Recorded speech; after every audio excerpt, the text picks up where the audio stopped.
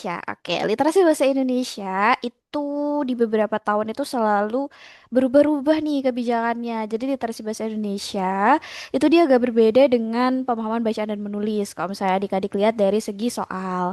Karena kalau untuk pemahaman bacaan dan menulis itu adik-adik nanti akan diminta untuk lebih banyak mengukur kemampuannya adik-adik nih gitu. Jadi pemahaman di teks dan di luar teks ya. Berbeda dengan literasi bahasa Indonesia yang sebagian besar hampir keseluruhannya itu bisa adik-adik temukan di teks tersebut ya. Awalnya literasi bahasa Indonesia ini itu dia cuma punya dua jenis teks ya. Jadi dua jenis teks itu dia hanya teks umum dan teks sastra.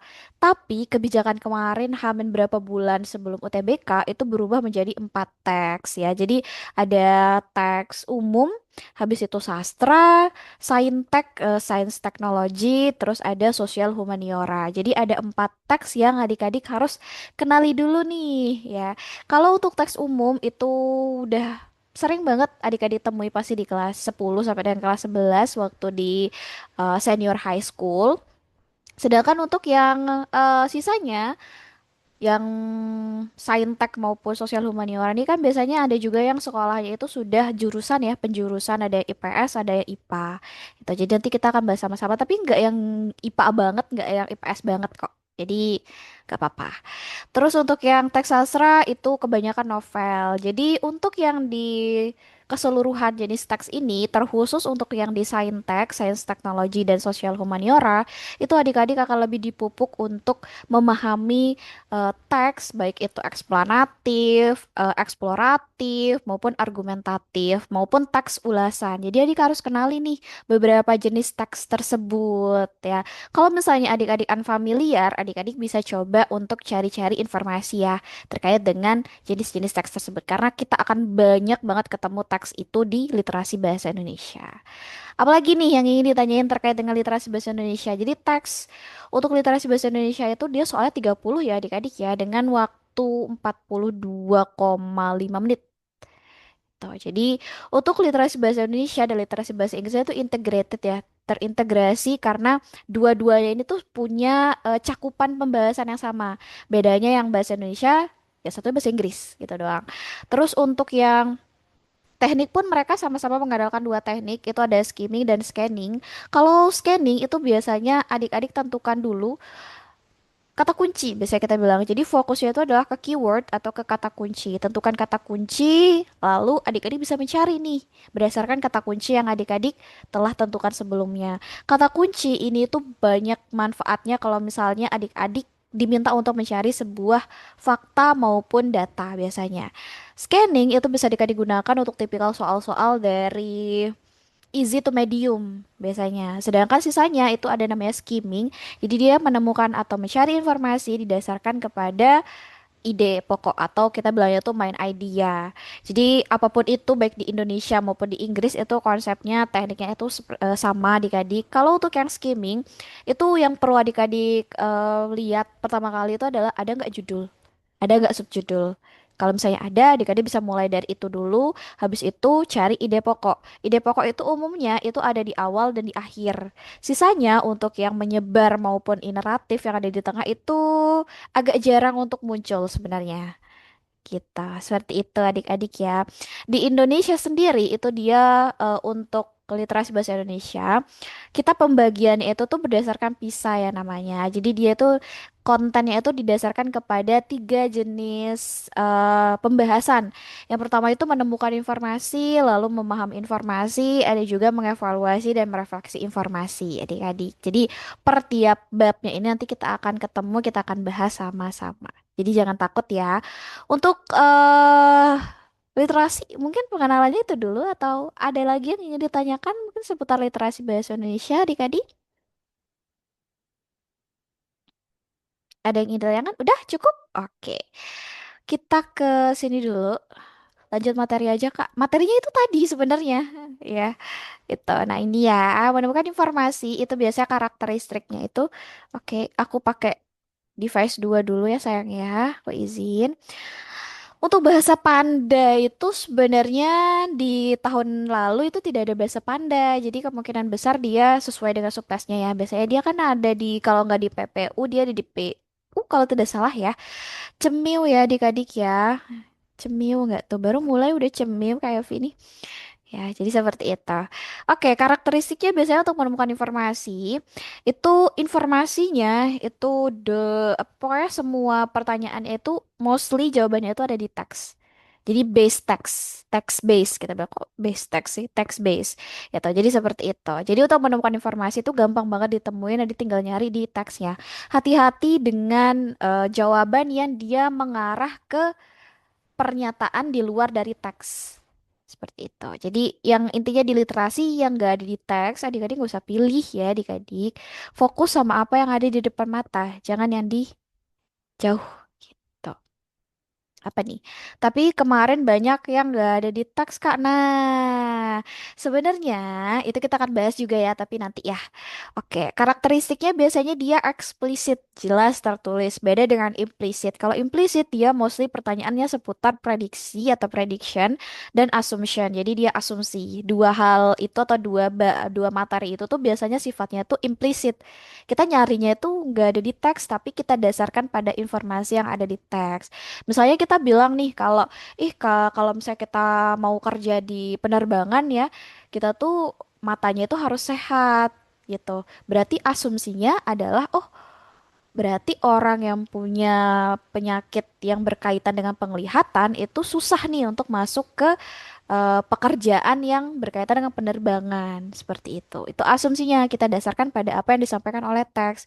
Tidak boleh kita memilih jawaban yang gak ada sepenuhnya di teks pembahasannya. Gitu. Jawaban itu biasanya langsung copy paste, tapi hati-hati mereka biasanya menggunakan kalimat-kalimat yang dia tuh sinonimnya. Jadi di PBM nanti adik-adik boleh sama Kak Cesar itu latihan banyak-banyak untuk menemukan mana sinonim, mana antonim dari teks-teks tersebut atau kata-kata yang disajikan oleh mentornya. Menguji ketelitian dalam scanning. Untuk scanning adik-adik biasanya kalau scanning itu kita ke bawah ya. Jadi dia ke bawah. Beda dengan kalau misalnya kita skimming dia biasanya kita ke sini. Jadi vertikal dan horizontal kayak gitu. Untuk yang selanjutnya dia menentukan fakta. Biasanya itu kalau untuk yang menemukan informasi atau scanning dia mostly karena dia pakai scanning itu biasanya akan akurasinya itu lebih tinggi kalau kita nyari sebuah fakta maupun data. Tahun, bulan, ya, kejadian seperti itu. Mengidentifikasi definisi istilah. Biasanya tuh kayak ini tuh pengertiannya apa? Misalnya pengertian dari cagar alam kayak gitu. Itu lebih mudah untuk kita gunakan scanning dibandingkan dengan skimming. Oke, next apa lagi nih yang ingin ditanyakan? Nah, ini ya teks-teks tadi. Ini jadi ada eksplanatif, ulasan, argumentatif kita. Ya, untuk literasi bahasa Indonesia, Kak, aku harus ngelihat di mana nih teks-teksnya atau Kak, aku harus belajar dari mana? Kan recording sayang nanti di recordingnya bisa kalau bisa ada 0,5 itu tuh boleh 0,5 aja. Ya, untuk literasi bahasa Indonesia, bocoran, bukan bocoran ya. Adik-adik bisa melatih melalui National Geographic ataupun The Conversation. Jadi adik-adik boleh kepoin langsung ke Instagramnya mereka atau sosial media mereka lah. Ataupun di YouTube mereka juga boleh silahkan. Jadi biasanya yang diangkat oleh literasi ini nanti kebanyakan itu adalah isu-isu penting, bukan isu-isu terbaru seperti climate change, habis itu apa lagi ya? Trade war yang sekarang lagi happening banget. Terus habis itu mungkin akan dibahas juga terkait dengan Black Campaign. Habis itu yang kemarin terjadi ini apa sih? Yang kemarin dari PPATK. Mereka biasanya itu ngambil dari isu-isu terbaru di Indonesia maupun di luar negeri. Seperti itu. Jadi bisa belajar dari National Geographic maupun The Conversation untuk apa istilahnya belajar mengumpulkan istilah-istilah asing seperti itu. Oke, supaya adik-adik familiar, soalnya nanti istilah kedokteran yang muncul itu di sains dan teknologi, ya sosial humaniora pun sama. Ya, jadi perbanyak istilah-istilah asing dan saat ini pun ada obat kanker juga kan yang baru ditemui. Jadi itu bisa dibaca di situ, dicari informasinya. Jadi mempermudah adik-adik nih ke depannya. Seperti itu. Nah, ini yang tadi aku sudah jelaskan. Nah, kita akan latihan soal. Kita sedikit akan membahas soal UTBK tahun lalu yang masuk kategori menemukan informasi. Istilah asing gimana, Kak? Istilah asing itu bukan hanya yang bahasa Inggris gitu loh, istilah asing, tapi istilah-istilah asing baik di medis maupun di teknologi. Sekarang kan kita sedang ada di zaman AI ya, artificial intelligence. Terus kita apa namanya? Ada di fase di mana cuaca, terus iklim itu berpengaruh terhadap kehidupan kita. Nah, itu kenapa adik-adik perlu pemahaman lebih lanjutnya itu langsung kepoin ke National Geographic maupun The Conversation untuk cari tahu istilah-istilah itu. Kalau semisal dia muncul nih di UTBK-nya adik-adik. Kayak kemarin kan Fluida, Brigham, terus apa lagi tuh yang keluar. Itu kan istilah-istilah yang kalau kita IPS kita kan nggak tahu. Tapi kalau misalnya kita cari dulu informasinya, berarti kita kan dapat lebih mudah untuk menyaring dan tahu informasi-informasi tersebut. Apa yang mau dibalik sayang? Ini ya, ini udah tadi aku jelasin. Oke, kita kayak banyak banget ya ini. Oke, untuk malam hari ini aku nggak banyak kasih latihan soal ya adik-adik ya. Kita cuman kenalan dulu. Jangan ditulis, nggak apa-apa. Kan nanti di-share PPT-nya sayang. Oke, wait, aku cek dulu apakah di sini masih tersimpan pollingnya. Sebentar, aku cek sebentar ya. Semoga nggak bosan lihat muka aku ya. Salah. Oke, oke ada di sini. Aku kasih waktu 1 menit ya untuk coba menganalisis jawabannya. Sebenarnya sudah ada di UTBK 2025 tahun lalu, 2000 itu kok tahun lalu tahun ini. Jadi boleh silahkan dikerjakan dulu. Nanti kita bahas sama-sama. Kalau misalnya adik-adik ada yang ingin mencoba juga silahkan ya. Oke, silahkan adik-adik ya.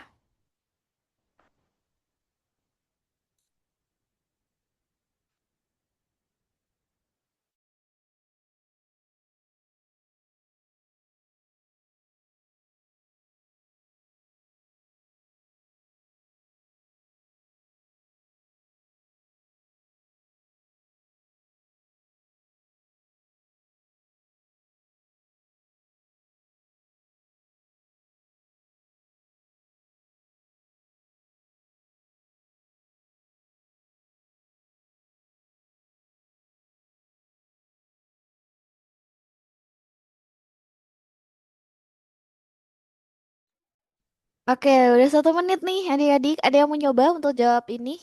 Mungkin anak IPA nih familiar ya dengan soal terkait dengan istilah simbol-simbol. Oke, aku izin untuk ending polling ya adik-adik ya. Oke, ini ada Dik Farhan nih, udah apa namanya raise hand. Oke, silakan adik, boleh di unmute. Oke, Jadi, oke. simbol salah satu mineral yang terkandung dalam susu sesuai dengan bacaan di atas adalah A, F. Karena terdapat di paragraf nomor 3, nomor 2, sorry, yang kalimat terakhir bisa ditemukan ya. Itu ada kalimat mineral yang terdapat dalam susu sapi murni. Nah, itu bisa kita ketahui di antaranya adalah kalsium atau Ca, fosfor, F, natrium, besi, tembaga, dan seng. Nah, jadi kalsium dan fosfor merupakan mineral penting. Jadi jawabannya F, fosfor. Terima kasih, Kak. Oke, good job Farhan ya. Untuk adik-adik semua, jangan takut sama aku ya. Jangan takut salah, jangan takut jawabannya gitu, jangan takut. Karena ini adalah salah satu cara adik-adik untuk apa namanya menyuarakan pendapat. Ini penting banget nanti di dunia perkuliahan ya. Oke. Oke. Terima kasih, Dek Farhan. Keren sekali ya. Semangatnya keren banget. Jadi di sini untuk simbol itu sebenarnya sebagian besar itu dia diambil dari bahasa asing ya, adik-adik. Jadi kalau misalnya adik-adik punya tabel periodik tuh, itu tabel periodiknya tuh sebenarnya dibagi ke dalam dua penulisan, sayang. Jadi dia penulisannya itu adalah ada dalam bentuk simbol ilmiah yang biasanya itu bahasa asing dan ada yang sudah diindonesiakan. Sebenarnya kalau misalnya seperti ini, adik-adik harus gunakan yang mana?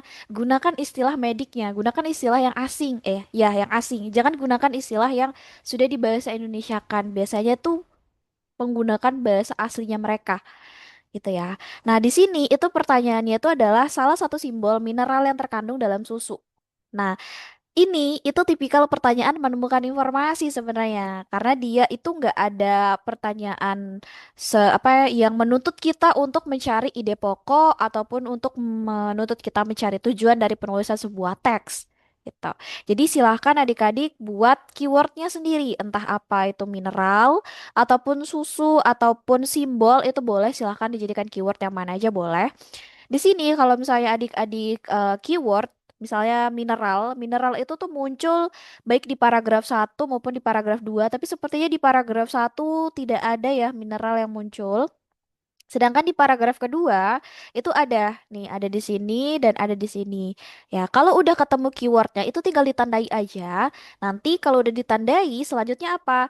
Adik-adik eliminasi. Mana yang mampu untuk menjawab soal dan mana yang tidak mampu untuk menjawab soal tersebut. Seperti itu. Kalau yang pertama kan ini dia bilang kalau di susu itu kandungannya itu ada 0,07% mineral. Ya, nah berarti nggak mampu menjawab kan karena yang ditanya itu kan adalah simbol, ya, bukan seberapa besar kandungan. Berarti ini bisa dieliminasi. Kita ke yang mineral kedua. Mineral yang terdapat dalam susu itu ada kalsium, fosfor, natrium, besi, tembaga, dan seng. Nah, ini dia pakai Indonesia. Nah, tapi kalau misalnya adik-adik lihat di sini, dia pakai istilah ilmiahnya gitu. Jadi, kalau misalnya kita bagi berdasarkan istilah ilmiah, ya, oke. Sebenarnya kalau misalnya kita bagi ke dalam tadi istilah ilmiah, jawaban yang tepat itu sebenarnya itu adalah CU sebenarnya. Ya, kenapa? Karena CU itu dia adalah istilah untuk tembaga. Ya, gitu. Sedangkan kalau misalnya yang lain tuh kayak yang kalau misalnya kalsium itu dia sebenarnya itu istilah kalsium itu dia pakainya Ca, kalsium. Kalau di sini kan ada fosfor ya. Fosfor itu dia sebenarnya itu istilahnya itu bukan F ya, tapi P. Seperti itu adik-adik. Jadi jawaban yang tepat di sini itu adalah yang D, Cu gitu. Oke. Kalau yang besi itu dia Fe ya adik-adik ya. Kalau Be itu dia berilium deh tuh. Oke. Kalau Seng itu dia Zn dia. Zing, Zn. Oke. Ya, karena kalau di bahasa ilmiahnya itu kalau fosfor itu fosforus namanya. Gitu. Oke, next question ya. Bisa jelasin ulang nggak Kak? Nggak tahu Kakak jelasin yang bagaimana. Jelaskan perjawaban kata ya. Aku anak IPS. Sebenarnya adil ya adik-adik di literasi bahasa Indonesia itu dia ada sains teknologi dan juga ada sosial humaniora. Jadi baik yang IPS maupun IPA itu sebenarnya aman banget di literasi. Kalau SMK ya ini tujuannya adik-adik mengenal dari sini. Kita mulai sama-sama. Kenapa tembaga, Kak? Karena yang ditanya itu simbol salah satu mineral yang terkandung dalam susu, sayang. Yang terkandung di dalam susu itu kan ada kalsium, ada fosfor, natrium, besi, tembaga, dan seng. Ya, kalau kalsium itu kan dia Ca, kalau fosfor itu dia P, kalau natrium itu dia Na, ya. Karena kalau kita di Indonesia itu kita bilangnya sodium, biasanya kita bilangnya sodium. Terus kalau apalagi besi, besi itu Fe dia, karena dia iron kan. Terus habis itu Cu itu dia chopper, tembaga, gitu. Oke, any question, adik-adik? Ya karena ada di ya, oke. Harus hafalin tabel periodik kakak. nggak harus dihafalin sih adik-adik karena sebagian besar dari tabel periodik itu in English. Nggak semua sih, nggak semua in English. Jadi cuman seharusnya kita familiar gitu. BE simbol apa Kak? BE itu beryllium kalau tidak salah. Boleh dicek. Oke, kita ke next ya. Jangan bilang adik-adik nggak pernah kenal tabel periodik ya. Kita di SMP tuh bahkan di SD pun itu udah mulai dikenalkan oleh tabel periodik gitu. Oke, kita lanjut ke soal nomor 2. Tadi kita udah ada Dek Farhan ya yang mewakili laki-laki. Jadi tolong perempuannya diwakilkan oleh salah satu juga dari adik-adik ya. Oke, Kak belum paham yang sebelumnya. Nanti aku ulang lagi ya jelasinnya. Kita ke soal nomor 2 dulu. Oke, boleh deh nanti kecepatannya 0,5 aku jelasin. Silahkan ya.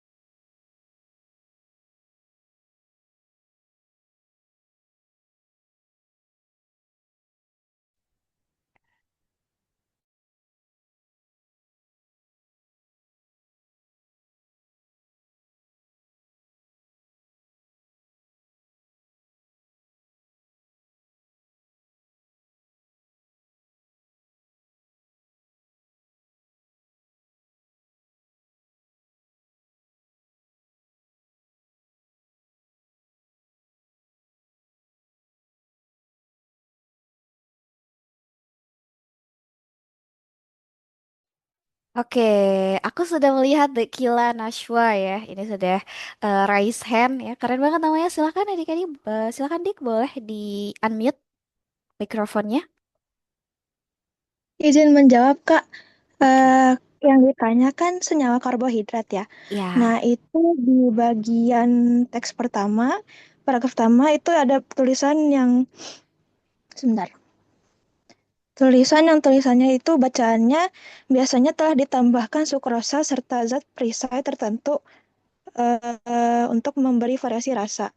Nah, setahu saya itu sukrosa termasuk senyawa karbohidrat. Jadi jawaban saya itu yang C. Terima Oke, kasih, Kak. terima kasih kembali, cantik. Oke, kita udah punya dua perwakilan ya. Oke, jadi pertanyaannya di sini apa? Jadi menurut bacaan senyawa karbohidrat yang terdapat dalam susu sapi murni. Nah, boleh ini silahkan di keyword adik-adik. Karbohidrat boleh, ataupun susu sapi murni juga boleh adik-adik ya. Cara sebenarnya untuk tipikal soal menemukan informasi itu tuh pahami dulu apa yang ditanyakan oleh si soal. Jadi sebenarnya apapun jenisnya, untuk di literasi bahasa Indonesia maupun literasi bahasa Inggris, baca dulu soalnya, pahami dulu apa yang diinginkan, baru ke teks. Ya, soalnya kalau misalnya Adi baca dulu bacaannya, itu akan membuang-buang waktu. Jadi tahu dulu apa yang dimau soal, pahami dengan baik, baru meluncur ke teks. Karena terkadang soal itu tidak meminta adik-adik untuk membaca keseluruhan teksnya. Ya, oke. Senyawa karbohidrat. Oke ya, jadi di sini yang ditanya senyawa karbohidrat. Tadi sudah dijawab oleh Dekila Nashwa ya. Jadi di sini jawabannya Dekila tadi itu adalah yang C, itu adalah sukrosa. Ya, jadi di pasaran tuh susu tersedia dalam bentuk minuman kemasan yang biasanya telah ditambahkan sukrosa. Oke, ada kata ditambahkan sukrosa. Kalau misalnya ditambahkan sukrosa berarti asumsinya adalah dia sudah ada sebelumnya di dalam susu atau dia belum ada sebelumnya di dalam susu. Belum ada kan? Ya, sementara yang ditanya apa? Yang terdapat dalam susu sapi murni. Jadi sebelum ada tambahan-tambahan yang memang masih susunya itu loh, si susu sapi murni. Gitu. Oke, jadi hati-hati adik-adik ya. Jadi kalau udah ketemu keywordnya itu dibaca baik-baik. Jangan sampai terkecoh jawabannya. Berarti untuk yang sukrosa ini itu belum bisa dijadikan sebagai jawaban. Oke adik-adik, jadi yang mana Kak jawaban yang tepat? Jawaban yang tepat sebenarnya itu adalah laktosa. Ya, adik-adik. Karena kalau amilum, adik-adik search di dalam teksnya itu dia tidak ada. Ya, selulosa pun juga tidak ada. Silahkan boleh di keywordkan ya, dicari, dibaca 10 kali juga tidak akan ada muncul. Ya, sukrosa itu tadi ada, tapi dia ditambahkan. Jadi bukan zat atau karbohidrat atau zat yang sudah ada di dalam susu sapi murni. Ya, sedangkan vitamin sebenarnya vitamin dan vitamin, jadi dia tidak masuk hitungan di dalam karbohidrat. Seperti itu. Jadi jawaban yang tepat itu adalah yang laktosa. Oke, ada yang ingin ditanyakan lagi adik-adik? Oke, kita udah punya perwakilan laki-laki, perwakilan yang perempuan juga tadi, keren-keren dua-duanya. Nih, kenapa nih Devarhan nih raise hand nih? Ada yang ingin ditanyakan?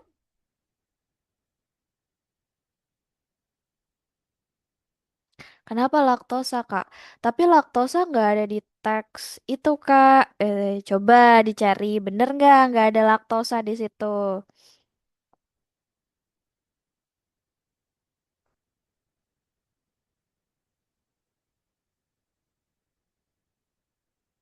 Oke, laktosa itu dia sebenarnya itu kalau misalnya kita bilang itu gula yang memang udah ada di susu gitu. Ya, jadi laktosa itu biasanya kita sebut disakarida kalau tidak salah. Jadi anak-anak IPA tolong ya bantu aku gitu. Jadi seperti itu. Dia terbentuknya itu dari galaktosa dan glukosa.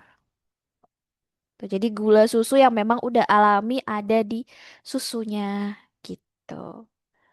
Oke, ada di paragraf kedua tuh, ada di paragraf kedua katanya nih, laktosa. Oke, lanjut.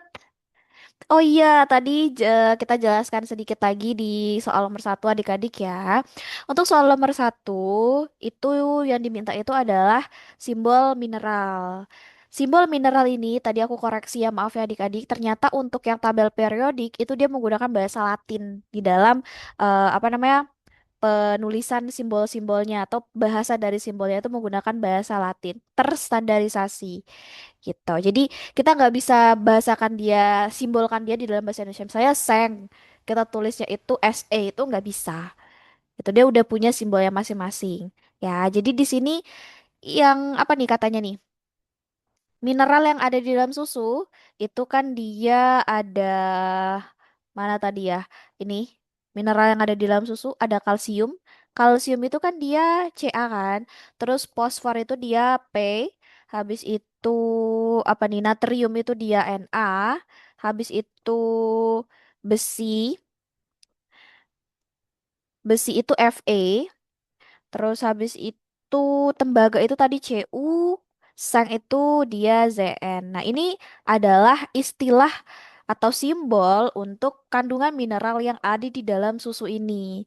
Mineral itu mineral tidak boleh sebut merek, nanti kita dimintain hak cipta nanti. Ya, ini adalah simbol simbol dari mineral yang terdapat di dalam susu sapi murni. Gitu. Sedangkan kalau di sini yang ada di opsi A ini dia fluorin ya. Kalau di Indonesia dia kayaknya tulisannya fluorin gini deh, fluorin nggak pakai E, fluorin ya gitu ya. Kalau di fluorin kalau tidak salah nanti dicek, jadi fluorin ya benar ini. Kalau untuk yang N ini nitrogen ya, terus Be itu tadi berilium. Dia atom, dia nomor atom 4. Untuk Cu itu tadi chopper ya, terus yang Se ini selenium, bukan Selena Gomez ya, selenium ya, bukan Selena Gomez seperti itu. Jadi udah pasti opsi A, B, C, dan E itu nggak tepat. Gitu. Udah belajar dulu tapi lupa Kak bahasa Latin ini. Pakai bahasa ininya, Latinnya, jangan pakai bahasa Indonesianya. Udah pasti salah. Oke, kita ke sini. Ini sama ya adik-adik ya. Wait.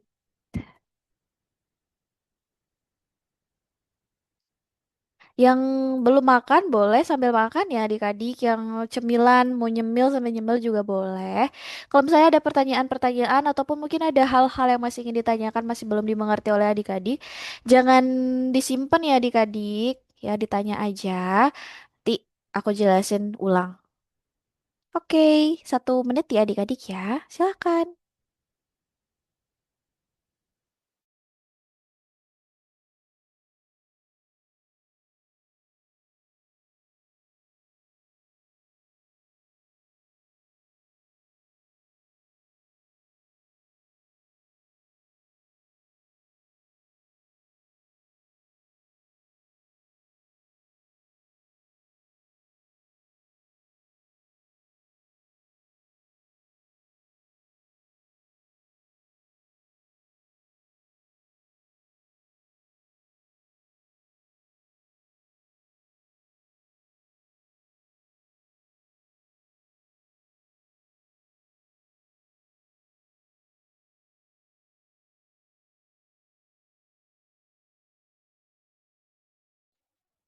Oke, sudah 1 menit lebih ini, tapi belum ada yang raise hand ini. Gimana nih?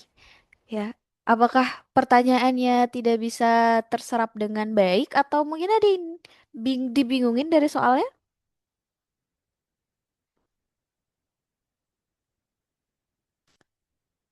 Oh, tidak ada yang bersuara nih. Oke, aku aja ya kalau gitu ya. Ini mah soal biologi, bahasanya berat.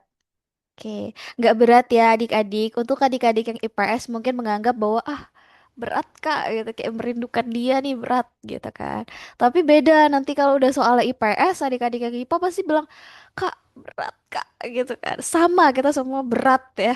Oke, ini ada di Del Rey nih, boleh silakan dek di ini mikrofonnya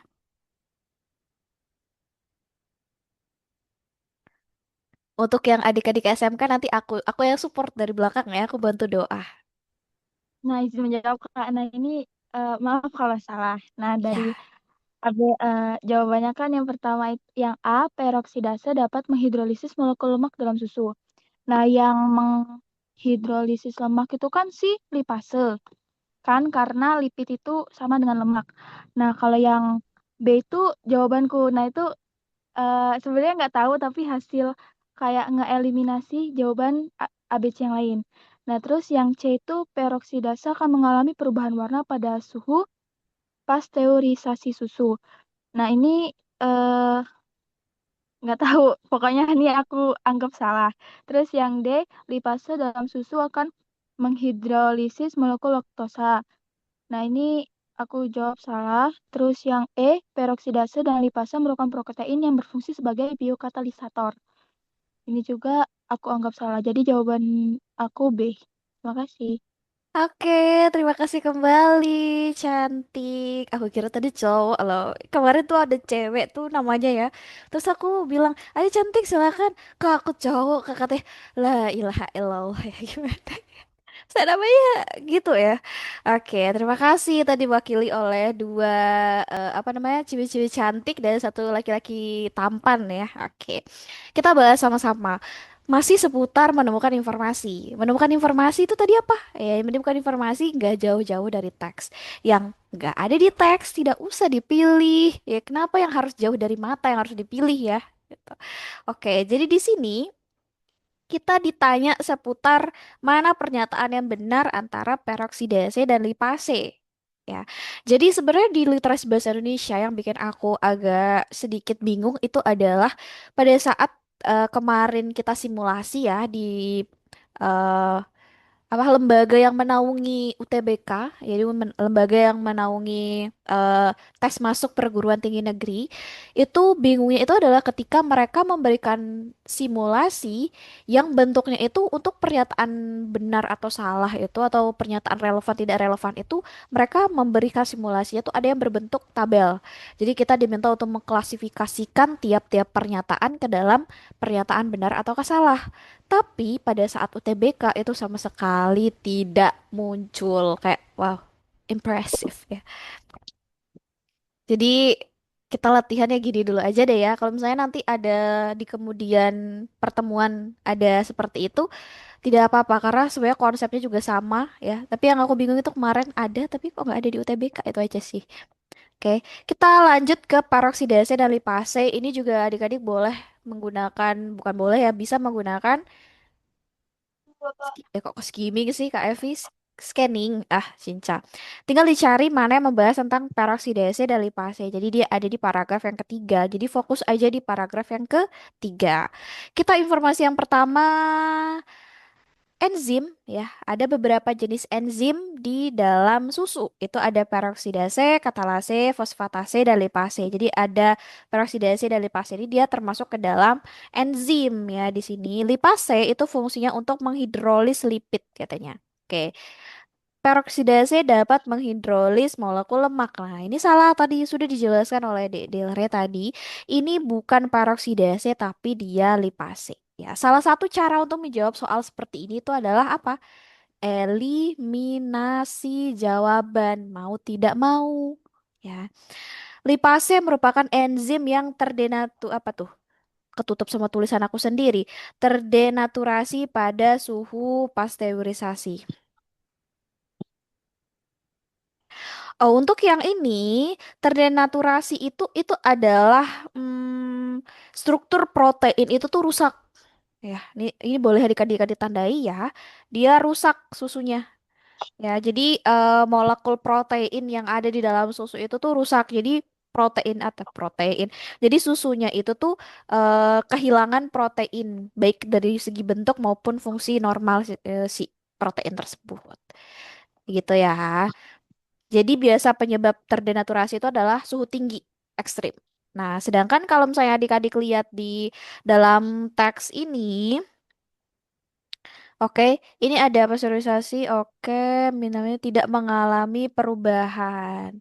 Oke, ntar dulu fase berfungsi di periodisasi. Oke, karena akan rusak. Nih, umumnya digunakan sebagai ini. Di antara enzim tersebut, peroksidase dan fosfatase itu dia digunakan sebagai indikator kecukupan pasteurisasi susu. Karena dia rusak pada suhu pasteurisasi. Jadi apa? Untuk B otomatis salah karena peroksidase lah yang terdenaturasi pada suhu ekstrim, bukan lipase. Jadi kebalik nih, ini harusnya peroksidase dan fosfatase. Peroksidase. Oke, untuk yang C, peroksidase akan mengalami perubahan warna pada suhu pasteurisasi suhu. Oke, untuk opsi yang C, dia nggak ada di teks. Adik-adik boleh silahkan di keyword, dia nggak ada. Nggak ada. Oke. Untuk opsi yang D, lipase dalam susu akan menghidrolis molekul laktosa menjadi asam karboksilat. Oke. Sebenarnya untuk opsi yang D ini dia agak kurang tepat. Kenapa? Karena yang menghidrolis lipid itu tuh lemak sebenarnya. Ya, jadi yang eh, melakukan hidrolis molekul itu tuh sebenarnya adalah lemak. Jadi bukan si laktosa tuh. Oke. Untuk yang E berarti jawabannya. Jadi jawaban yang tepat itu adalah yang paroksidase dan lipase merupakan protein yang berfungsi sebagai biokatalisator.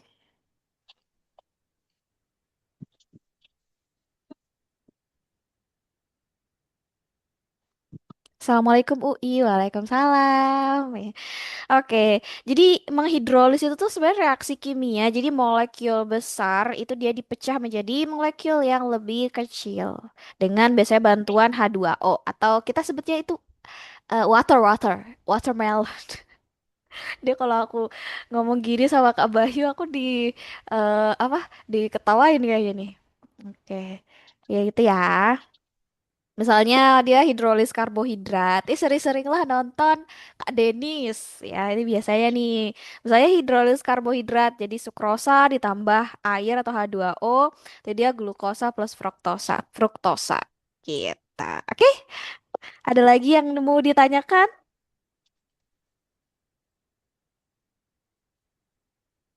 Apalagi biokatalisator.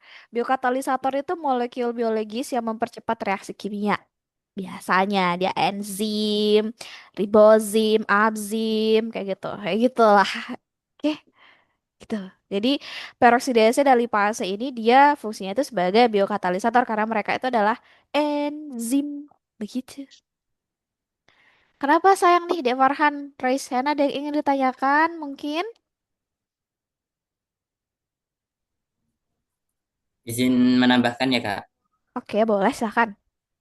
Jadi maksud dari scanning Mm-mm. itu adalah mencari kata kunci dari soal dan juga skimming itu membaca cepat teks yang ada di soal. Apa benar seperti itu Kak? Oke. Wah, bagus pertanyaannya, Dek Farhan ya. Thank you for the question. Oke, jadi sebenarnya konsep dari skimming dan scanning itu apa sih, Kak? Jadi kita kenal teknik membaca secara cermat atau bisa kita sebut juga teknik membaca secara cepat. Dia itu adalah teknik yang perlu dilatih adik-adik. Jadi nggak ada tips triknya sebenarnya. Jadi kedua membaca secara cermat maupun membaca secara cepat itu dia adalah tipikal teknik yang biasanya kita gunakannya itu dengan skimming dan scanning. Ya, scanning dia adalah mencari, menemukan informasi yang kita dasarkan pada kata kunci atau keyword. Siapa yang menentukan kata kunci, Kak? Kita sendiri.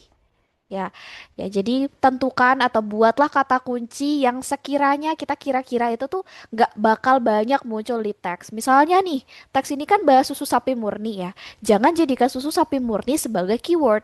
Karena the whole paragraph itu pasti bahas susu sapi murni gitu. Jadi cari di dalam soalnya itu yang sekiranya itu kemunculan di teksnya tuh dikit.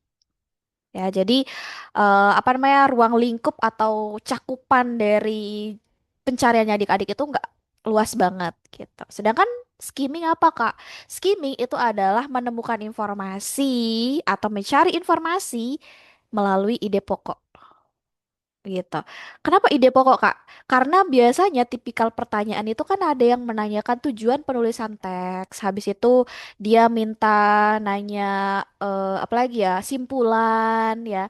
Nah, dua tipikal pertanyaan ini itu nggak bisa serta-merta dicari atau ditemukan melalui scanning. Karena apa? Karena kita perlu tahu ide pokoknya dari teks itu. Karena ide pokok itu yang membentuk si paragraf itu gitu. Jadi mencari sebuah tujuan penulisan teks, mencari sebuah simpulan itu berdasarkan ide pokok. Kalau adik tahu ide pokok dari paragraf satu, itu adik-adik udah skip hampir tiga pertanyaan. Yang pertama, pertanyaan seputar ide pokok paragraf satu. Yang kedua, simpulan dari paragraf satu. Dan yang ketiga, tujuan penulisan paragraf satu itu apa. Itu udah ke skip kalau misalnya adik-adik tahu atau menemukan ide pokok dari si paragraf satu gitu. Kalau misalnya adik-adik diminta untuk apa mencari tujuan penulisan teks nih itu dan teks yang terdiri dari 4 paragraf ya adik-adik harus tahu ide pokok 4 paragraf tersebut gitu dan adik-adik mix and match tapi jangan sampai ada yang hilang gitu. Itulah kenapa adik-adik perlu untuk tahu teknik mencari ide pokok secara cepat. Caranya gimana? Baca awal paragraf dan akhir paragraf aja. Karena mostly teks di literasi bahasa Indonesia itu tuh kalau enggak eksplanatif atau misalnya kalau enggak dia persuasif enggak sih jarang kalau enggak eksposisi kayak gitu dia pasti argumentasi gitu. Jadi mostly sebagai eksposisi. Jadi awal akhir aja yang dijadikan patokan. Kalau tengah itu nanti lah kita bahas di ide pokok ya. Oke, kayak gitu. Kak, boleh nanti kasih tips-tips teknik menjawab LBI rasanya apa aja. Yang baca awal dan akhir itu bersimpulan, Kak. Ide pokok, sayang. Kak, aku nggak paham sampai aku harus menjelaskan dengan cara dengan gaya apa lagi nih? Gaya kupu-kupu, tah? Ya ampun, Kak, aku bubel banget. Gimana ya, sayang ya? Gak apa-apa, kita pelan-pelan. Ini soalnya masih menemukan informasi. Ide pokok itu tuh masih di pertemuan-pertemuan berikutnya. Jadi nggak apa-apa, kita pelan-pelan. Pelan-pelan tapi pasti. Oke.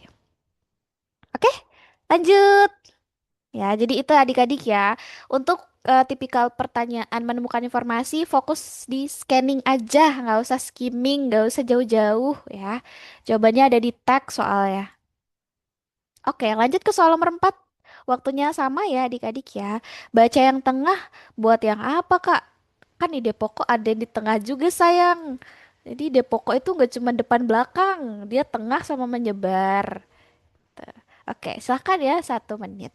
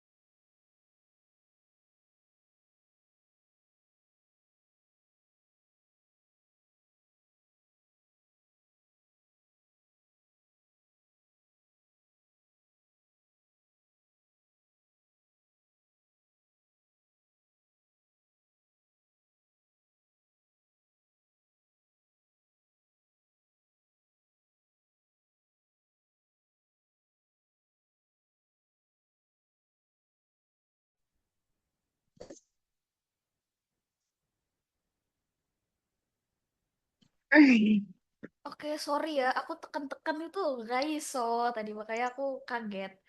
Oke, di sini ada Dek Nur Aini nih yang udah raise hand, boleh silakan tik dibuka ininya, di unmute. Kok Oke, yang ke Kak, atas? terima kasih atas kesempatannya. Nah, untuk pertama kali ini aku bacain dulu soalnya. Ini Oke. kan istilah blind box pada bacaan memiliki makna menurut aku, Kak, metode penjualan barang kepada konsumen secara acak. Itu, Kak. Jawabannya yang mana sayang? Yang Oke, yang E ya. ya. Oke, thank you. Ini masa kita didominasi oleh ciwi-ciwi cantik sih? Ini cowok-cowoknya mana nih? Alasannya Tolong. apa itu? Alasannya Kenapa? dong. Hah? Alasannya apa dong, Kak? Oh tuh, Rigner Aini tuh ditanya tuh alasannya apa tuh sama De Farhan tuh. Ayo. Karena blind box itu kan semacam mainan yang biasanya yang gimana ya? Yang metode gimana ya cara jelasin ya? Dia tuh semacam mainan, cuman tuh biasa Hmm. kita mainnya tuh secara acak gitu Kak, menurut pemikiran aku gitu. Ah, Jadi ah, aku oke. memilih jawabannya yang gitu. Oke, udah De Farhan masa digodain terus sih itu temennya. Oke, terima kasih ya Dinur Aini ya. Oke, jadi di sini apa sih yang ditanyain? Bentar. Let me see. Wow. Oke. Oke, istilah blind box itu memiliki makna. Nah, ini udah definisi sebenarnya. Jadi kalau misalnya adik-adik ditanya sebuah definisi ya, yang perlu adik-adik lakukan apa? Nah, hati-hati sih sebenarnya kalau definisi itu. Kenapa? Di dalam literasi bahasa Indonesia, definisi itu tidak selalu diwakilkan oleh adalah dan merupakan. Ya, jadi kalau misalnya adik-adik ketemu definisi itu cari kata yang diminta kita untuk dicari definisinya. Misalnya cagar alam nih, kita diminta untuk cari definisinya. Cagar alamnya yang di keyword. Ya, semua kata cagar alam itu di keyword dan dibaca baik-baik. Karena sebenarnya kebanyakan dari di literasi itu kebanyakannya tuh definisi itu tuh nggak ada kata adalah, nggak ada kata iyalah, nggak ada kata merupakan. Gitu. Jadi hati-hati ya. Kalau misalnya di sini aku matiin kamera aja ya. Soalnya aku nunduk nih device 2 aku nih di sini nih device 2 aku. Jadi aku izin ya matikan kamera. Terus aku nunduk soalnya. Oke, jadi di sini boleh di blind box itu tuh ditandai aja. Blind box di sini itu ada di paragraf yang kedua ya di sini nih. Kalau nggak nih blind box nih. Blind box itu kotak kejutan katanya yang menciptakan elemen ketidakpastian sehingga menarik minat konsumen. Jadi kalau misalnya ditanya blind box itu apa, itu ya jadi jawabannya yang mana gitu. Jadi jawabannya untuk yang blind box ini ya sesuai tadi sama jawabannya Dek Nur Aini ya tadi ya. Tadi Dek Nur Aini jawabannya yang mana tadi tuh? Apa ini blind box ya? Yang Eka. Oke, wait. Metode penjualan barang kepada konsumen secara acak. I see. Like blind box itu sebenarnya dia kayak gini ya. Like, oke. Let me. Oke. Blind box itu dia sebenarnya kayak gini. Kelihatan nggak? Nih. Ini blind box. Jadi blind box itu adalah si ininya ini yang blind box, bukan strategi marketingnya gitu loh. Kalau strategi marketing yang dipakai sama apa Popmart, ini kan Popmart punya ya. Dia itu scarcity pakainya gitu. Jadi ini blind box ini si ininya nih blind box yang ini. Jadi Hmm. sebenarnya Mhm. kalau ditanya blind box itu apa ya kita nggak tahu isinya. Blind aja gitu. Ya betul, gacha. Kayak mirip gitu itu blind box jadi ya udah kayak kotak buta aja gitu kita isinya tuh nggak tahu apa jadi kayak beruntung aja kayak gitu itu blind box gitu jadi ya oke jadi jawabannya sebenarnya kalau ditanya blind box itu apa itu jawaban yang tepatnya itu tuh ada di opsi yang mana jadi ini eh ada di B nih. Cara penjualan dengan kemasan. Dia bilangnya cara penjualan, tapi kemasan yang dia bahas. Jadi kemasannya itu tuh kita nggak tahu isinya apa. Jadi yang mana nih? Cara penjualan dengan kemasan tanpa memberikan kepastian jenis barangnya. Ya, kalau yang itu kan dia metode penjualan. Jadi kayak metode ngejualnya itu kayak gimana gitu. Gitu ya. Assalamualaikum IPB. Gitu. Waalaikumsalam. Ya. Kalau ditanya, Kak, masuk UI lewat mana, Kak? Lewat gerbang. Oke. Udah adik-adik dapat atau masih ada yang ingin ditanyakan lagi? Oke, kalau tidak ada kita lanjut ya ke soal berikutnya. Ayo tanya teman-teman. Tanya teman-teman ya. Lanjut. Oke, wait. Aku hapus dulu anotasinya. Oke, silakan ya. Belum.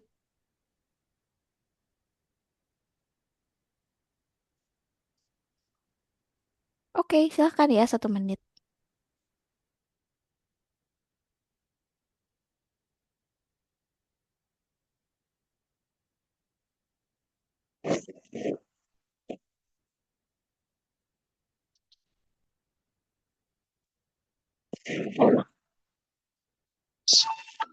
One day,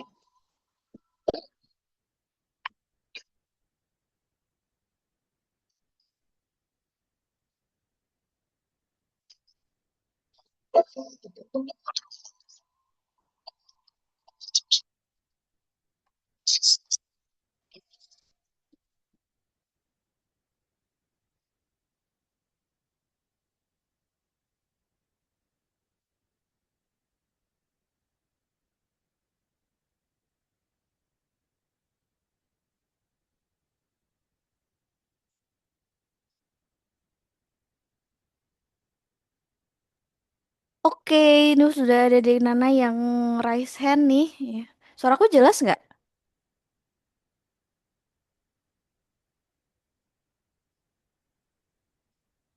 Oke, jelas ya. Oke, silakan di Nana, Nana. Oh ya, silakan.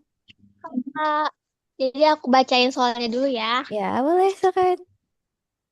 Faktor utama yang memengaruhi permintaan konsumen akibat unggahan influencer di media sosial menurut bacaan adalah di teks itu kan langsung kebaca tuh tren ini didorong oleh fear of missing out atau yang biasa dikenal FOMO. Jadi jawaban aku yang E, tren selera konsumen. Oke, terima kasih. Nana, ya. Nana, gimana sih? Panggilnya lucu. Oke, yang lain gimana? Jawabannya sama atau beda nih? Oke, let's see. Sama, oke, sama ya. Jadi pertanyaannya di sini itu apa sih? Aku lihat di sini. Bukan faktor ya? Apa nih? Wait. Oh iya benar. Jadi faktor utama yang memengaruhi permintaan konsumen akibat unggahan influencer di media sosial menurut bacaan. Tadi Denana jawabannya apa tadi? Lupa, maaf ya, Yang ingatanku E, jaga. Kak. Yang apa? Yang E. Oke, oke tepat jawabannya. Jadi jawabannya itu yang di tren dan selera konsumen. Jadi kalau misalnya di dunia perinfluenceran itu kita kenal dengan dua istilah sebenarnya. Yang itu tuh ada FOMO, fear of missing out, nggak mau ketinggalan tren. Ada juga JOMO, jadi joy of missing out. Jadi dia tipikal orang-orang yang malah nggak ikut-ikutan tren. Jadi apa yang saat ini tuh lagi booming, mereka nggak mau ikut-ikutan. Kayak gitu. Nah, di sini untuk yang faktor utama permintaan konsumen itu adalah tren dan selera sebenarnya lebih tepatnya. Kalau untuk harga produk itu sendiri tuh nggak ada di teksnya ya dijelaskan. Harga produk serupa juga nggak ada. Teksnya itu mostly bahas tentang si labubunya itu gitu. Oke? Semakin lama semakin menurun nggak apa-apa. Ya, sok banget gue. Pendapatan konsumen nggak ada dijelasin pendapatan konsumennya berapa ya adik-adik. Ekspektasi juga nggak ada. Seperti itu. Iya lah bubu tuh aku juga punya lah bubu. Kayak gitu. Oke, any question adik-adik? Jadi tren dan selera konsumen. Biasanya kalau untuk influencer, dia kan mostly bahasnya itu tuh influencer kan di sini kan. Dia bilangnya faktor utama yang mempengaruhi permintaan konsumen akibat unggahan. Biasanya tren karena ih, influencer ini Fuji pakai nih Fuji ya atau Lesti itu pakai gitu kan. Jadi seperti itu. Oke. Labubu serem padahal ih lucu loh. Nih labubu aku ada di sini. Kelihatan gak ya? Tapi kalau misalnya aku spill tuh di tas aku nggak kelihatan. Oh tuh, tas aku tuh banyak bonekanya. Lucu. Oke, kita lanjut ya soal berikutnya. Jadi kalau misalnya di literasi bahasa Indonesia itu yang perlu adik-adik ingat-ingat dan hati-hati itu adalah perlu banget adik-adik paham soalnya itu maunya apa. Ya baru ke teks dan jangan pilih yang nggak ada di teks dengan alasan kak asumsi, kak prediksi. Asumsi dan prediksi itu pure nggak ada yang 100% di luar teks. Ada di teks, cuman nggak full dijelasin. Dia cuma dimention dikit aja dan kita disuruh untuk mengasumsikan itu gitu loh. Jadi nggak ada yang nggak ada di teks kalau di literasi itu. Beda sama di PBM. Kalau di PBM itu kemungkinan adik-adik akan ketemu dengan sinonim dan antonim yang nggak ada di teks seperti itu. Oke, kita lanjut ya. Ini bener gak sih soalnya yang ini? Tadi apa? Oh, oh ini berarti yang ini ya. Oke, waktunya sama ya adik-adik ya. Silakan. Betul. Kok gelap banget ya?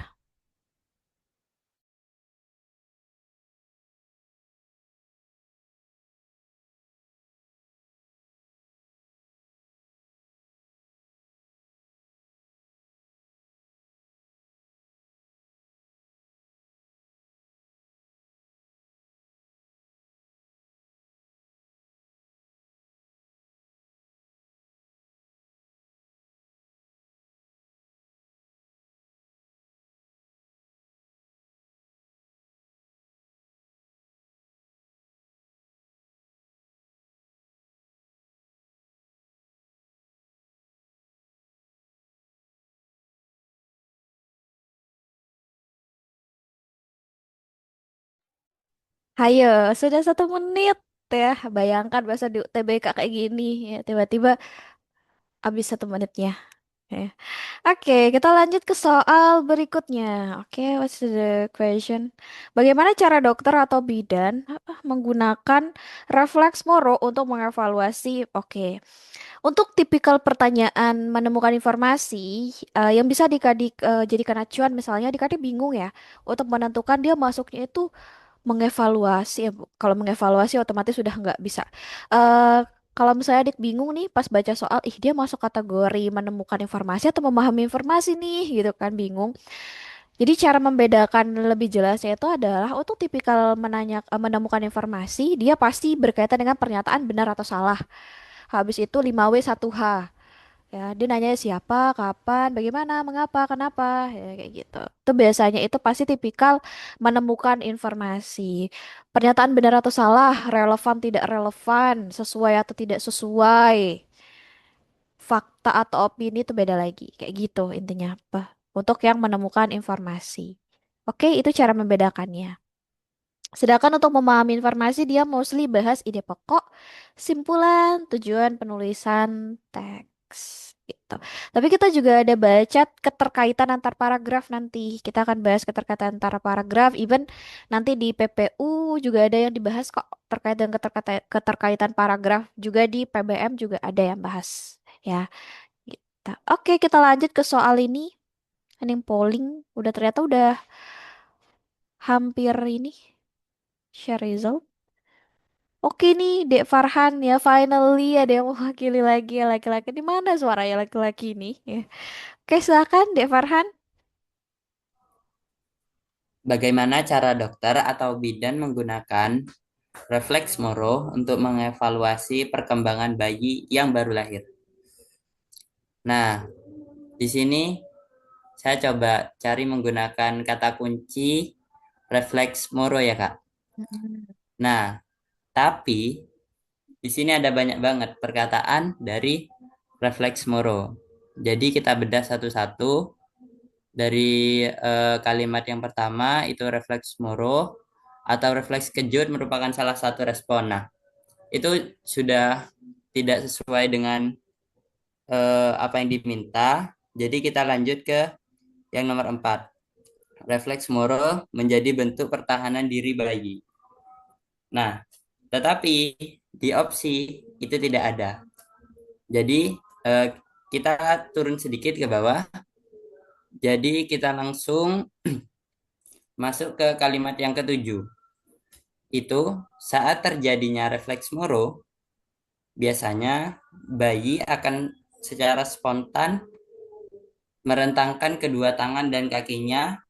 Nah, dengan kata-kata tersebut, ini sangat cocok untuk perkembangan bayi yang baru lahir. Jadi, jawabannya adalah yang A.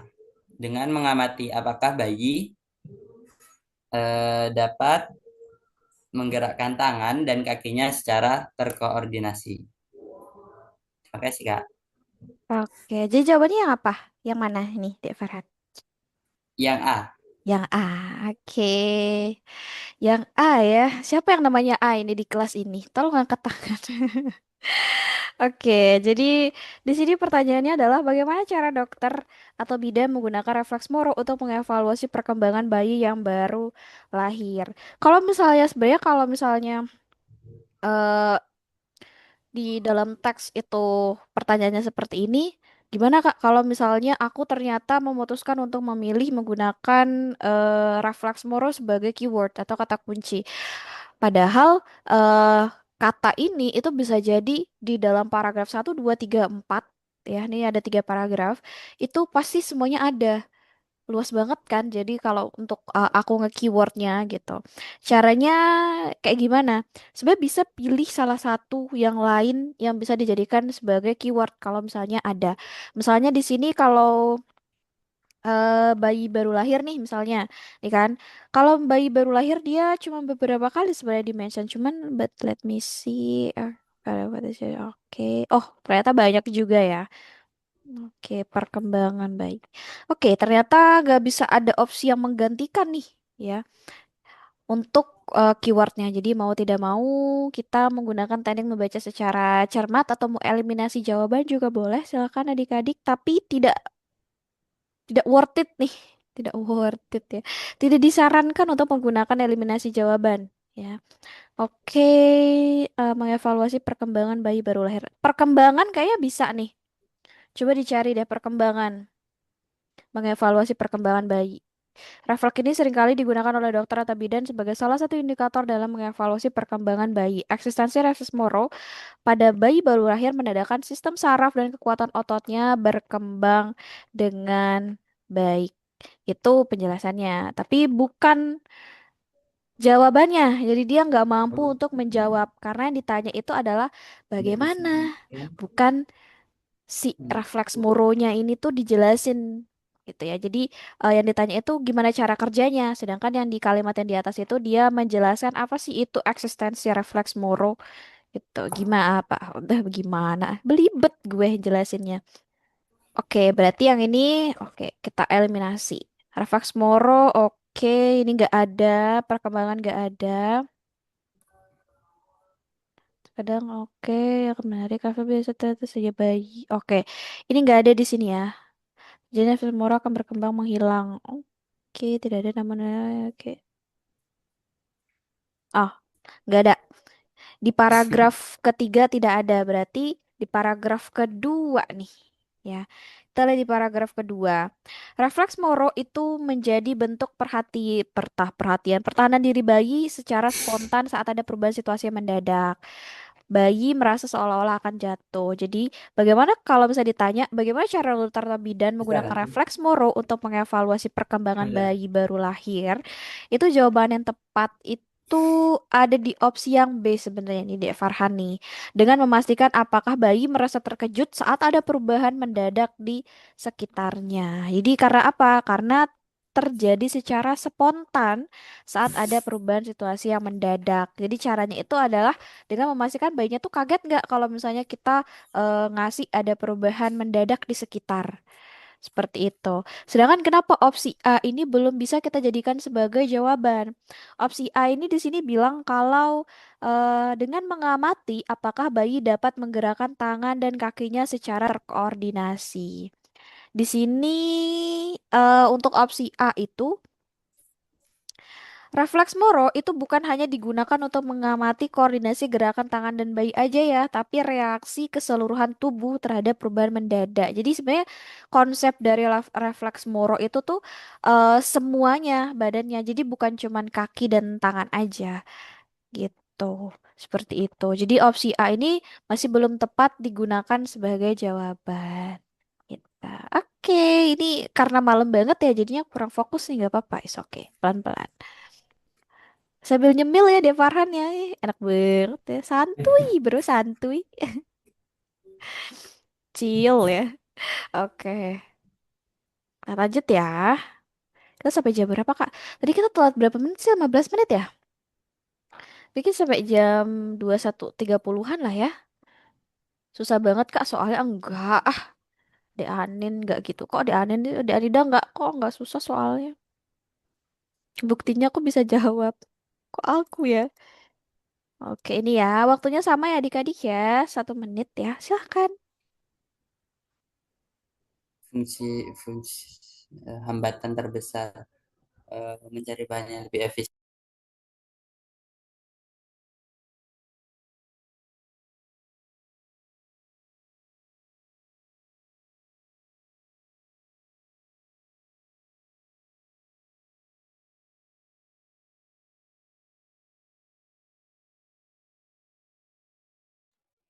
Oke, di sini ada Wisteria nih, udah raise hand. Kenapa saya? Ada yang ingin ditanyakan atau udah mau jawab soal nih? Mau jawab, Kak. Wih, keren. Ini kita diwakili oleh wanita lagi ya. Yang mana nih laki-laki? Nih laki-laki. Ya. Silahkan, Dek Wisteria gimana tuh? Jadi, di soalnya ini kan, ini soalnya, Kak, berdasarkan teks, hambatan terbesar dalam penerapan teknologi fusi nuklir adalah, kita lihat ke, apa namanya, kalimat ke-9, salah satu kendala utamanya adalah mencapai dan mempertahankan plasma bersuhu tinggi. Jadi jawabannya C, mengendalikan suhu plasma yang ekstrim. Makasih, Kak. Oke, terima kasih kembali. Nah, sebenarnya konsep dari saintek dan sosial humaniora itu tuh nggak cuman seputar fluida, nggak cuma seputar simbol ya, tabel periodik gitu. Itu tapi seputar misalnya adik-adik diberikan informasi seputar teknologi terbaru dalam bidang kedokteran atau AI gitu, atau climate change atau trade war kayak gitu. Jadi sebenarnya enggak serta merta ini sih apa namanya? Enggak serta merta kita perlu banget mendalami IPA kayak gitu. Enggak. Ini hanya seputar informasi aja. Itu dinamakan literasi bahasa Indonesia untuk memupuk pengetahuan literasi adik-adik. Biar adik-adik tidak dibilang minim literasi. Seperti itu. Ya. Oke, jadi tadi udah dijawab sama Wisteria ya untuk soal ini. Hambatan terbesar dalam penerapan teknologi fusi nuklir itu jawaban yang tepat. Itu sesuai ya tadi ya, jawabannya yang C kan ya. Itu adalah mengendalikan, kok mengendalikan sih? Iya benar, mengendalikan suhu plasma yang ekstrim. Jadi salah satu kendala utamanya itu adalah mencapai dan mempertahankan plasma bersuhu tinggi. Cara nyarinya gimana, Kak? Gitu. Cari aja hambatan. Ya, ini kan ada tantangan. Cari apa? Sinonim, Seng. Sinonim. Nah, gitu. Sinonim. Jadi cara nyarinya itu adalah sinonim. Ya, jadi perbanyak kata-kata sinonim. Hambatan, tantangan, kayak gitu. Kendala, kayak gitu tuh kan sama ya. Gitu. Konteksnya membahas seputar apa nih yang menghadang kita di depan. Apakah restu kah gitu kan? Apakah ternyata gerbangnya terlalu tinggi, temboknya terlalu tinggi? Gitu. Kayak gitu ya. Any question adik-adik? Ada pertanyaan mungkin yang ingin ditanyakan atau mungkin ada yang masih belum dimengerti atau mungkin Kak aku nggak mudeng susah untuk mudeng nih gitu. Boleh ditanyakan aja sayangku. Kita ketemu 1 minggu lagi, tolong dimanfaatkan waktunya dengan baik. Paham katanya. Oke, lanjut. Ada, oh, dia nyala. Tadi jawabannya apa Kak yang kecil sayang? Ini udah bilang Assalamualaikum UGM, ternyata UGM-nya Kristen ya. Oke, silahkan ya adik-adik ya. Bentar, waktunya 1 menit. Silahkan. Kak, cara mengeliminasi jawaban gimana, Kak? Cara mengeliminasi jawaban itu kalau untuk eliminasi jawaban itu biasanya pertanyaan benar atau salah ya. Caranya itu adalah keyword sebenarnya. Jadi ada tipikal soal yang soalnya itu nggak bisa di keyword nih. Tapi yang bisa di keyword itu adalah si opsi. Cara mengeliminasinya adalah eliminasi jawaban yang dia itu tuh nggak ada di teks, nggak dijelasin di teks, atau sebenarnya dia bukan jawaban dari si soal itu. Itu caranya eliminasi jawaban. Tuh kayak biasa eliminasi jawabannya. Misalnya pernyataan benar diminta pernyataan fakta. Berarti yang adik-adik eliminasi adalah pilihan-pilihan yang di dalamnya itu terkandung atau ada pernyataan opini seperti ada kalimat seharusnya, kemungkinan, lebih baik, lebih cantik, lebih ganteng, lebih pintar. Nah, itu eliminasi. Kayak gitu. Karena dia masuk kategori opini, bukan fakta. Gitu. Like that ya. Oke, ini banyak banget yang angkat tangan nih rata-rata ciwi-ciwi semua nih. Oke, kita pilih dari yang paling atas ya. Dek Mita, silahkan gimana tuh? Halo Kak, Halo. jadi pertanyaannya nanya, mengapa seseorang mengalami Dark Syndrome Heeh. tetap berusaha menampilkan citra sempurna di depan orang lain? Nah, jawabannya ada di kalimat kelima. Banyak orang yang mengalami kondisi ini merasa harus menyembunyikan perjuangan mereka karena takut dianggap lemah. Jawabannya A, karena Oh, mereka takut dianggap lemah oleh lingkungan sekitar. Oke. oke, terima kasih cantik ya. Oke, diwakili cewek-cewek semua ini. Oh, takut diserang netizen. Oke, pertanyaannya di sini adalah mengapa seseorang yang mengalami Dark Syndrome tetap berusaha menampilkan citra sempurna, bukan citra solastika ya, citra sempurna di depan orang lain. Ini banyak juga sih yang seperti ini. Jadi nanti yang dibilang, ih kamu eh, good vibes banget ya, positif vibes banget ya, gitu. Terus dia bilangin dalam hatinya, brandingku ternyata berhasil ya, gitu. Oke, jadi untuk soal ini jawabannya itu sebenarnya sudah sesuai dengan jawabannya di Mita tadi ya. Jawaban yang tepat itu ada di opsi yang A. Jadi seseorang yang mengalami Down syndrome itu kenapa nih tetap menampilkan citranya, yaitu karena banyak orang yang mengalami kondisi ini tuh harus menjemukkan perubahan mereka karena dianggap lemah. Kok bisa Kak jawabannya ada di sini? Nah, cara nyarinya itu adalah dengan keyword. Mengapa seseorang itu tetap menampilkan citra sempurna di depan orang lain, ya? Itu di sini. Penyebab utamanya itu ada di sini. Jadi cari jawabannya di sini, ya. Biasanya satu soal di dalam UTBK itu terdiri dari satu soal, satu bacaan, satu teks itu terdiri dari beberapa soal, ya. Nanti ada yang bertanya terkait ide pokok, ada yang bertanya terkait informasi penting dari teks itu nanti dari situ adik-adik pasti akan bisa menjawab pertanyaan ini, gitu. Karena udah baca sekilas sebelumnya, jadi pasti udah langsung connect. Apalagi kalau misalnya ide pokok. Kalau ide pokok di sini ini dia general information nih, informasi seputar apa itu Down syndrome, dari mana istilah itu diambil, fenomena ini terjadi di mana aja, siapa aja, kayak gitu. Terus untuk paragraf kedua, ide pokoknya itu adalah seputar penyebab utama Down syndrome. Gitu. Jadi ada di kalimat 5, 6, dan 7 itu adalah si penyebab-penyebabnya. Untuk 8 itu apa? Cara mengatasinya. Seperti itu. Kayak gitu sebenarnya ide pokok tuh. Gitu. Ya, tapi ide pokok biasanya juga nggak selalu eh, bukan eksplisit ya, nggak selalu dia bilang penyebab utama ataupun mengatasi masalah, dia juga bisa bersifat general kayak ini, general information kayak gitu. Besok kita bahas ide pokok. Aku sengaja ya kita pembahasan untuk pertemuan-pertemuan beberapa bulan ke depan ini aku padetin materi juga latihan soal supaya di bulan-bulan terakhir kita nggak perlu lagi bahas materi, kita cuman perlu untuk nge-recall aja. Tuh ya. Soalnya materi untuk literasi ini sebenarnya nggak terlalu banyak tapi lumayan padat karena LBI ini dia nanti nyelip juga PBM, nyelip juga PPU dalam konteks bacaan, nggak perlu nyari di luar bacaan. Berarti minggu kita belajar dijelaskan materi-materi LBI ya. Padat aja materinya, tapi tetap ada latihan soal. Kak, PPT-nya dikirim berapa? Biasanya H+2 maksimal. Cuman tergantung dari kakaknya adik-adik. Karena kakaknya kan juga kuliah ya. Jadi sebagian besar kakak-kakaknya mungkin agak lupa, nanti diingetin aja, di tag aja di grup. Kak, kapan ya PPT-nya bisa di-share? Soalnya kadang kakaknya lupa. Diingetin aja nggak apa-apa. Kakaknya nggak ada ibu tiri di Brightness, itu semuanya baik hati, tidak semua rajin menabung berbakti kepada kedua orang tua. Tinggal 8 menit nih, ya. Silahkan ya dijawab dulu.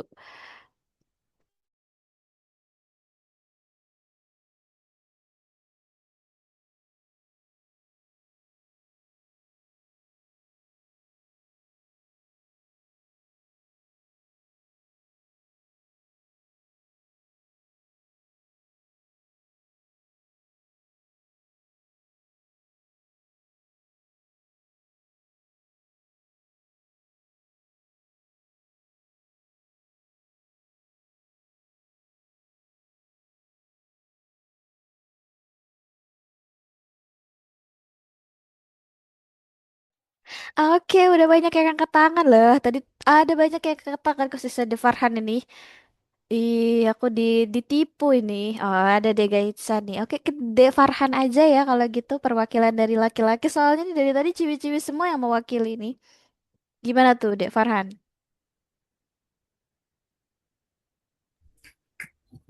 Oke, menurutmu apa yang menyebabkan Gio menjadi orang yang tertutup dan pesimis berdasarkan informasi pada teks? Nah, menurut saya jawabannya adalah lingkungan sosial dan budaya. Nah, saya menggunakan kata kunci sesuai triknya ya. Itu tertutup dan pesimis dari soalnya. Nah, di situ ada di eh, kata yang nomor 5, akan selalu merasa cemas dan langsung pesimis. ketika mendapat kritik dari orang lain. Jadi itu penyebabnya. Tetapi di opsi kritik dari orang lain itu masih bimbang gitu. Tidak diketahui jawaban yang antara C atau antara B atau D. Nah, terus saya lanjut ke baca paragraf kedua. Ada beberapa hal yang bisa memicu FOPO.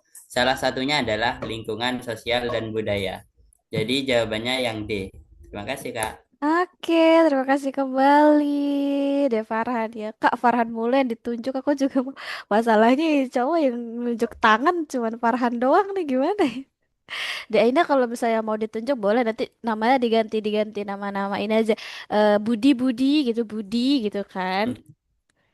Oke, di sini pertanyaannya adalah menurut kamu nih menurutmu apa yang menyebabkan Gio menjadi orang tertutup dan pesimis berdasarkan informasi pada teks di atas? Oke, di teks di atas, iya guys, kita ganti aja namanya. Ya, agak lama Kak Mahanya. Nggak apa-apa sayang. Kita ini aja, nggak apa-apa.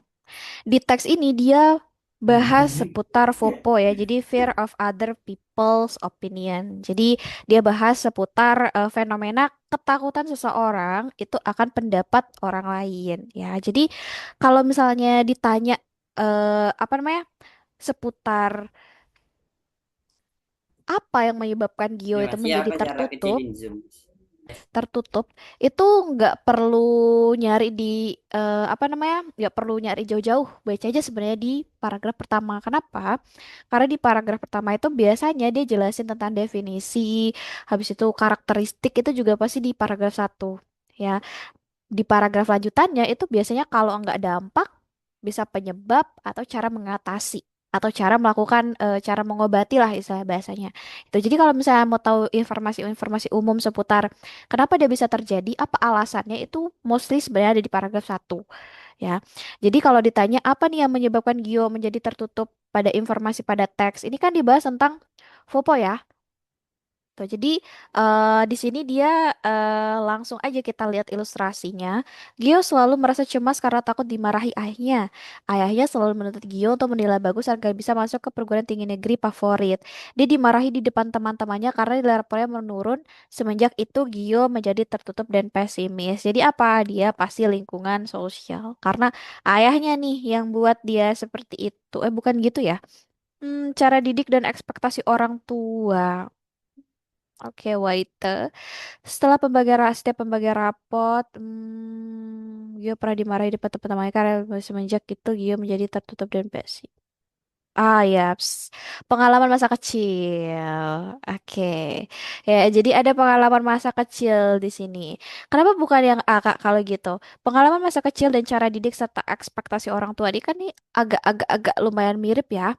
Untuk opsi yang A ini sebenarnya dia agak kurang tepatnya itu karena cara didik dan ekspektasi orang tua itu tuh juga sebenarnya termasuk faktor lingkungan sosial dan budaya. Ya, tuh. Jadi faktor lain eh, yang menyebabkan Gio itu tuh kan gak serta-merta cara didik dan ekspektasi orang tuanya juga, tapi kan karena pengalaman dari cara didik orang tuanya itu gitu. Jadi si opsi A ini itu istilahnya bahasanya gini, lingkungan sosial dan pengalaman budaya masa kecil nih, ya. Lingkungan sosial itu yang ini tuh masuk di sini. Jadi si cara didik dan ekspektasi orang tua itu dia masuk ke dalam bagian dari lingkungan sosial ya gitu.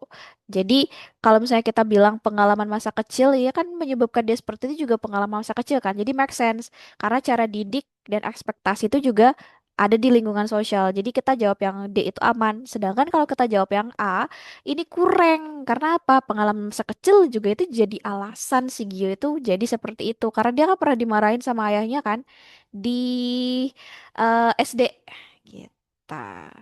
Kak boleh nggak PPT yang coret-coret nanti nggak ada PPT-nya bersih bersih kinclong celing ya.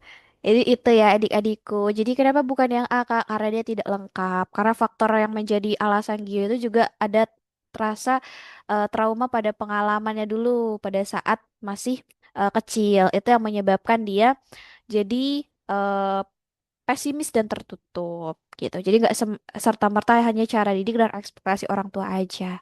Itu kenapa ya jadi jawaban yang tepat itu ada di opsi yang D.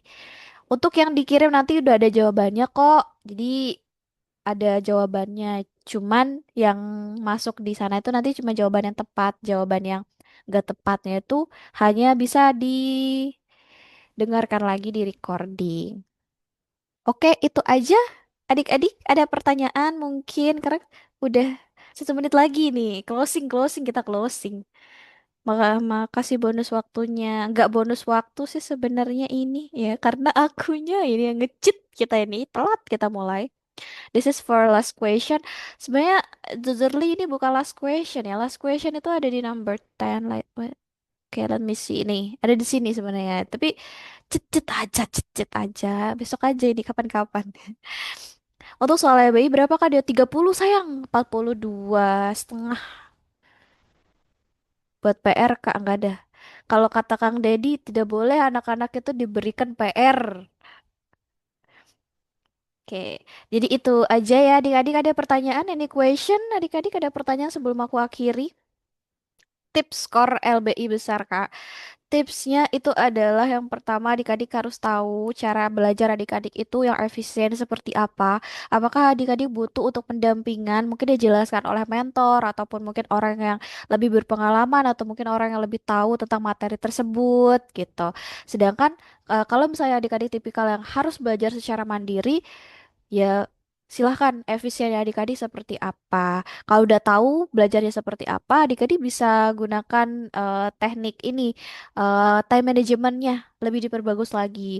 Jadi karena LBI itu fokusnya pada bacaan, jadi banyak-banyak membaca, terus harus latih dari sekarang teknik membaca secara cermat dan teknik membaca secara cepatnya agar adik-adik lebih mudah untuk menemukan informasi eksplisit dan implisit dari teks meskipun teksnya itu panjang.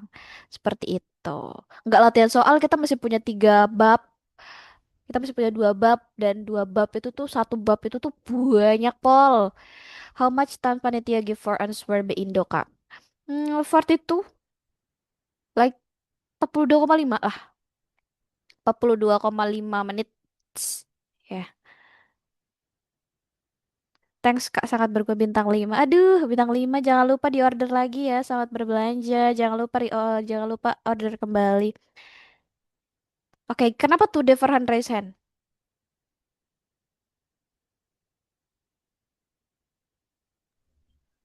Mau tanya ini Kak. Apa tuh? Nah, saya eh, sering latihan membaca nih Kak. Sering Mm-mm. membaca, tapi bacanya itu udah cepet-cepet Kak. Mungkin ada triknya nih dari Kakak. Terima Oh, kasih. oke, terima kasih kembali ya. Sebenarnya untuk membaca tuh hindari membaca di dalam hati. Ini sering banget nih masih kan adik-adik membaca pakai bahasa kalbu, jangan. Kenapa? Karena membaca, kalau misalnya baca adik-adik baca di dalam hati tuh kemungkinan adik-adik untuk mengulangi kalimat dan teks yang sama itu tuh bisa lebih dari 3 kali. Hitung aja sendiri kalau nggak percaya. Caranya adalah komat kamit aja, tapi jangan sampai terdengar di bangku sebelahnya. Ya, komat kamit gitu loh. Belajar jadi dukun kita tuh. Ya, jadi seperti itu. Jadi hindari membaca di dalam hati, belajar untuk menyuarakan dengan suara lantang, jangan di dalam hati gitu. Jadi mulut adik-adik berbicara nih, telinga adik-adik juga mendengar. Jadi kalau misalnya ada informasi yang miss, pasti otak adik-adik itu langsung merespon itu dengan baik gitu. Kak, kenapa di aku pertanyaannya muncul setelah aku milih polling jawaban? Apa nih? Kak, kenapa pertanyaannya muncul setelah aku milih polling jawaban? Tergantung nih, kan aku pollingnya settingnya tuh 1 menit ya. Terus kalau misalnya udah milih itu pasti hilang. Tapi kalau misalnya di close, si pollingnya di close, itu nanti bisa dicek lagi di titik 3 pojok kanan atas, pojok kanan bawah gitu. Pantes kalau dalam hati Muhammad jangan dibaca di dalam hati, hindari itu. Oke, lagi any question lagi? Mungkin ada pertanyaan lagi sebelum aku pamit undur diri. Ketemu lagi next week.